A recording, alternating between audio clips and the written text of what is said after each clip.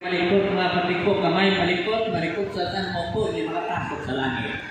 Ha? Ano ang nakita niyong lugar ng bata na maganda na makatulong sa atin para makapasok kayo sa langit ng patikot? Ano? Ano, brother, tayo, sister? Nababa ang kalooban. Ha? Pakasan mo? Ano daw? Mababang loob? Ayan, pwede. Mababang loob mo pati ko. Ano ba? Masunurin din. May mga bata hindi masunurin. May bata din nga tamad. May bata din nga ayaw sumunod.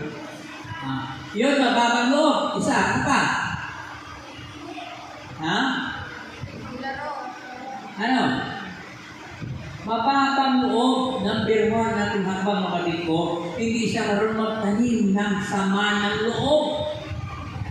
Kapag ang bata nag-aaway sa umaga, ay pagdating ng hapon, bago magdilim, kita mo nag-aakbayan na yan. Bakit? Hindi nagtatanim ng sama ng loob, mga kapatid ko. Hindi tulad sa may edad na senior citizen, dinadala sa hukay ang sama ng loob, hindi marunong magpatawad sa manugang, hindi marunong magpatawad sa kapitbahay.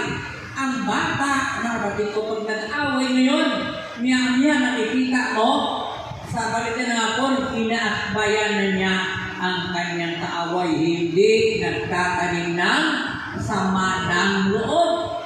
Pangalawa, mababa ang kalooban. Yan, tama sa Christian Diyos sa dulo. Mababa ang kalooban. Bakit mababa ang kalooban? Pag hindi binabaki ng kanyang kaaway, o sige na nga. Ako nang mali. Kahit tama siya, sinasabi ako na mali, basta makilan tayo, laro tayo ulit. So, mababa ang loob. Una, hindi marunong magtanim ng sama ng loob. Pangalawa, mababa ang loob, mga kapatid. So, dapat mababa ang ating loob. Bakit? Kapag mabataas ang kalooban ng tao, hindi siya makapasok sa kaharian ng langit.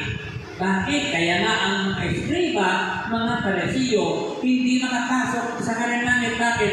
Mataas ang kalooban, mayabang, mataas ang buhay, mga kapatid ko. Yan, mataas ang kalooban. Hindi, alam nyo ang tawag ng mayabang. Ano bang ibig sabihin ng mayabang?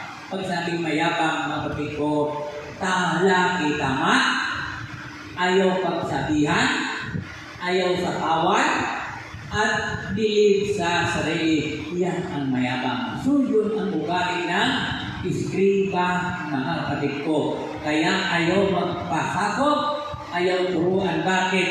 Mayabang, mataas ang kalooban. So, dapat sa mga anak